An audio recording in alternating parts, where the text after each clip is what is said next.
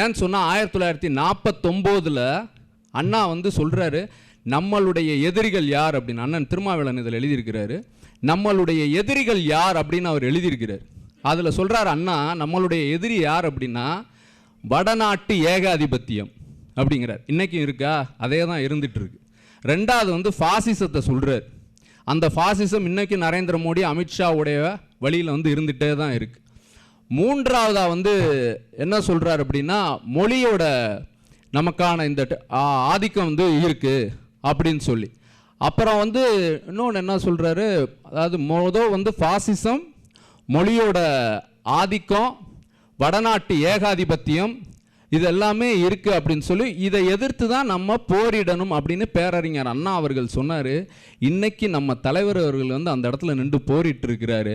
அதே கோல் போஸ்ட்டு, அதே இலக்கு தான், அதை நோக்கி தான் பயணிச்சிட்ருக்கோம். தம்பி சூர்யா சொன்னது மாதிரி அந்த டெவலப்மெண்ட்டுன்ற ஆஸ்பெக்டை கொண்டு வந்து அதிலிருந்து அண்ணா நம்மளுக்கு வந்து இந்த மாதிரி பயணிக்க வச்சிருக்கிறார். அப்போ அண்ணா வந்து ஒரு சிலபஸ் கொடுத்துருக்கிறார்.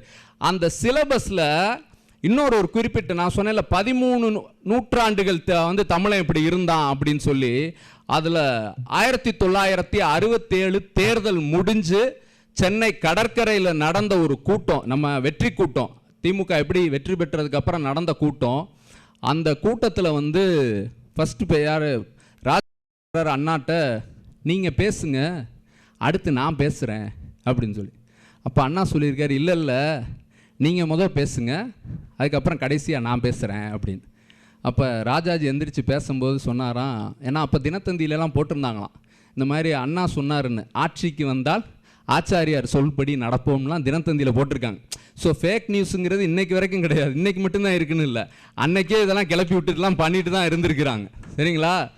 அப்போ வந்து ராஜாஜி திரும்ப எந்திரிச்சு பேசும்போது சொல்லியிருக்கிறாரு, நான் வந்தால், அதாவது திமுக ஆட்சிக்கு வந்தால் நான் சொல்கிறபடி தான் கேட்பாங்க அப்படின்னு எல்லோரும் நினச்சாங்க.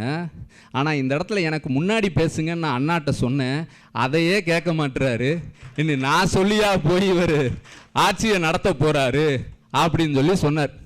இது பற்றி சொல்லும்போது ஆசிரியர் ஐயா வீரமணி சொன்னாங்க, அதாவது ஆரியம் என்றைக்குமே எல்லாவனையும் வீழ்த்தியே பழக்கப்பட்டது, அது மண்டியிட்டு தோற்ற இடம் அப்படின்னா அது திராவிடத்திடம் மட்டும்தான். ஏன்னா அவன் பொருள் எடுத்து அவனே போடுறது அப்படிங்கிறது நம்ம தலைவர்கள்ட்ட தான், பெரியார்ட்டையும் அண்ணாட்டையும் கலைஞர்கிட்டையும், நம்ம கழகத் தலைவர், இளம் தலைவர் அப்படின்னு நம்மளால் மட்டும்தான் அது வந்து முடியும்.